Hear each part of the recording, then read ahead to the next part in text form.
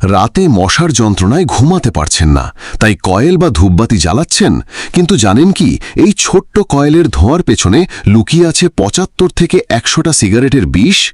মশা দূর করতে কয়েলে থাকে পিরেথ্রয়েডস নামে বিষাক্ত রাসায়নিক, আর সেই ধোঁয়ায় থাকে PM2.5 নামের অদৃশ্য ধূলিকণা, যা আপনার ফুসফুসে ঢুকে শ্বাসকষ্ট, হাঁপানি, এমনকি ক্যান্সার পর্যন্ত ডেকে আনতে পারে।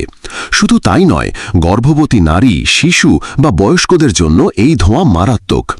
ধূপবাতিও নিরাপদ নয়। এতে থাকা কার্বন, ফরমালডিহাইড, সুগন্ধি কেমিক্যাল দীর্ঘদিন ব্যবহারে মাথা ব্যথা, চোখে জ্বালা ও ঘুমে সমস্যা তৈরি করে।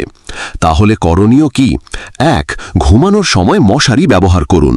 ২. বাসার আশপাশে জমে থাকা পানি পরিষ্কার করুন। ৩. চাইলে ব্যবহার করুন হার্বাল স্প্রে, নিম, লেবু, লবঙ্গের তৈরি ঘরোয়া পদ্ধতি। ৪. শিশুদের আশেপাশে কয়েল ও ধূপ জ্বালানো একদম এড়িয়ে চলুন। মনে রাখবেন, আপনি মশা মারছেন ঠিকই, কিন্তু নিজের ফুসফুসও ধীরে ধীরে পোড়াচ্ছেন না তো।